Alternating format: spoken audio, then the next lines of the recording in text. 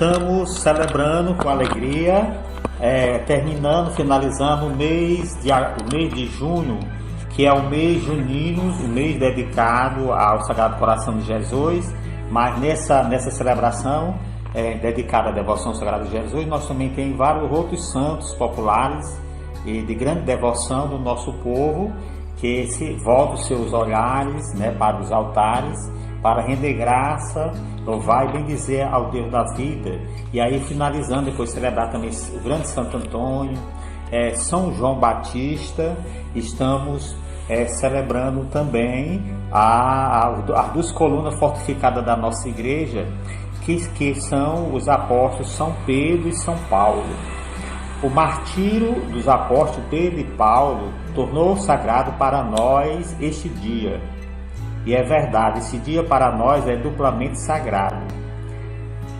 Sagrado, em primeiro lugar, porque é o domingo, o dia do Senhor, o dia que celebramos a vitória de Cristo sobre o pecado e a morte. Esse dia é ainda sagrado pela dádiva dessas duas grandes colunas da igreja, Pedro e Paulo, que com as suas vidas, combatendo o bom combate, guarda a fé que nos salva, e que estamos com esta Eucaristia publicamente confessando. A solenidade de hoje, que é a festa que celebra com grande alegria gigante da fé, com os quais o nosso povo se identifica, tanto Santo Antônio e São João. Hoje comemora-se o dia do Papa, momento em que, com as nossas orações, voltamos nossos afetos de amor e veneração, respeito e obediência àquele que, sucedendo São Pedro na fé de Roma, tem o ministério de confirmar os seus irmãos na fé. O texto da liturgia da palavra tem como objetivo narrar feitos gloriosos da testemunha de Cristo, mas como o Senhor faz triunfar aqueles que o querem sempre ao seu lado, e que não se perde em especulações, mas sabe com a clareza do Pai que está no céu.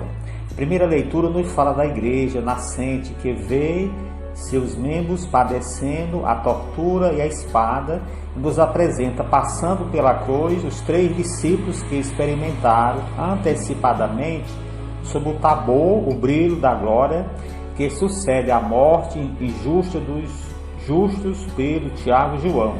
Pedro está preso nos dias de Pães Ázimo, dias da Páscoa judaica e dias em que a igreja nascente provavelmente também celebrava a memória anual da Páscoa de Cristo. O texto é pascal. Pedro está aferrolhado e vigiado por guardas, como Jesus estava no sepulcro. Dormia e foi acordado por um anjo. Os termos dormir e acordar no Novo Testamento são usados para indicar a morte e a ressurreição. O texto se conclui com uma frase que se liga perfeitamente ao Salmo responsorial. Agora sei de fato que o Senhor enviou o seu anjo para me libertar. Também em pleno de tonalidades e cores pascais, de todos os temores, me livrou o seu Deus. Esse é o salmo do servo de Javé, que fez a experiência de ser abandonado na mansão dos mortos. O salmista é o Senhor ressuscitado. É também o salmo das suas testemunhas, que todas as vezes que o buscaram, eles ouviu, e de todos os temores os livrou. Feita a sua experiência pascal, Pedro, no entardecer do seu ministério, repetirá a palavra do salmista dizendo: já ter experimentado, provado e visto a bondade do Senhor. Ouvimos na segunda leitura o testamento de Paulo, preste a ser derramado em sacrifício. Às portas do momento da sua partida, Paulo não se vitima, sabe que a única vítima é Jesus Cristo. Sabe que para receber a coroa da justiça das mãos do justo juiz, para ele reservado, é preciso passar pelo processo de kenosis, pelo qual passou Jesus. Assim como toda a vida de Jesus foi um percurso kenótico, toda a vida de Paulo foi uma experiência de combate, do bom combate. de guardar fé e de combater a corrida do anúncio do Evangelho. Também Paulo reproduz o salmista: todas as vezes que eu o busquei, ele me ouviu, porque o Senhor esteve ao meu lado e me deu forças. E assim o Senhor me libertou de toda angústia. Fui libertado da boca do leão. A glória para Paulo reside no fato de ter conquistado tantos fiéis para Cristo. Ele que também foi alcançado por Cristo. Por isso, perto de combater sua corrida, afirmou: já não sou eu que vivo, mas é Cristo que vive em mim. Minha vida presente na carne, vivo-a na fé no Filho de Deus, que me amou e se entregou a si mesmo por mim. Esta fé no Filho de Deus, pela qual Paulo vive, é a mesma professada por Pedro no Evangelho de hoje, que se abre com uma pergunta da parte de Jesus, capciosa e cheia de trocadilhos. Quem dizem os homens que é o Filho do Homem? Para Santo Ambrósio, a opinião da multidão também não é sem importância, porque ela é baseada não na revelação, mas na expectativa gerada pelo extraordinário, que resulta uma imagem limitada e limitante de Jesus e de sua missão. Ele é alguns dos profetas. O segundo ponto de interrogação é mais direto e íntimo. E vós, quem dizeis que eu sou? A resposta de Pedro não se baseia no extraordinário humano, mas naquilo que vem do alto. Tu és o Messias, o Filho de Deus vivo. Também Jesus revela a Pedro coisas que vêm do alto. A construção de um novo povo, que é a igreja, que tem como fundamento a pedra da profissão de fé de Pedro. Então, porque Pedro se tornou uma porta de fé, Jesus lhe confia a chave do reino dos céus.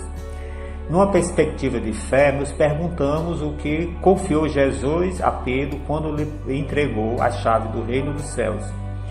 Responde-nos São João Crisóstomo: o que pertence propriamente a Deus, como apagar os pecados, garantir a resistência da igreja, malgrado as ondas com que será batida, comunicar ao pobre pecador uma firmeza superior à dos mais sólidos rochedos, a despeito dos ataques da terra inteira.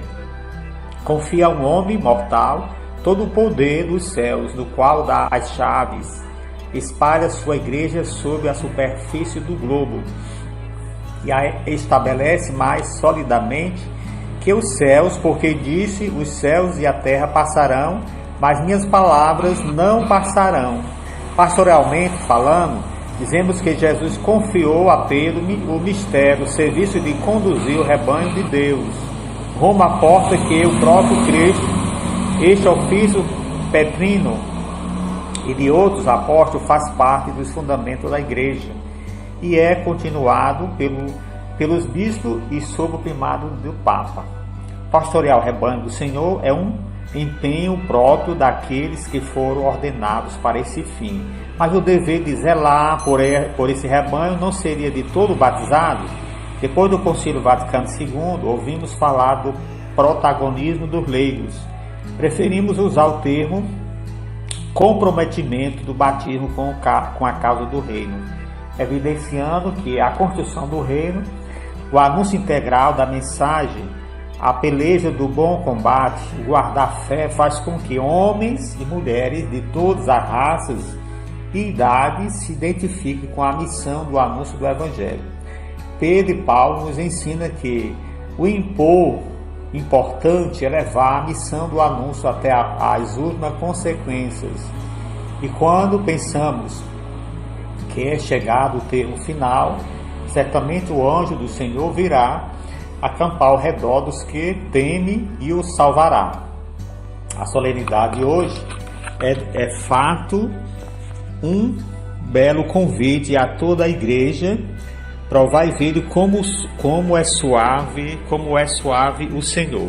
Portanto, celebrando, concluindo esse mês de junho, mês junino, mês do Sagrado Coração de Jesus, Lembrar também esses santos devotos populares do nosso povo, que expressa a sua fé, a devoção, a sua crença na vida de fé desses homens, que traz para nós um grande depósito da fé, os apóstolos São Paulo e São Pedro, a grande coluna da nossa igreja. Vivenciando esse tempo de pandemia, de isolamento social, em que as famílias estão em suas casas, mas são convidadas, chamadas a se alimentar e beber profundamente dessa fonte que jorra, que é a palavra de Deus. A palavra de Deus que vem esclarecer, nos animar, nos impulsionar, nos fortalecer, para que assim possamos, com fé, confiança e esperança, ser capaz de superar os obstáculos, a dificuldade, o sofrimento que muitos de nossos irmãos estão passando por causa do coronavírus. E com muita fé, com muita confiança, iremos vencer essa batalha. Amém.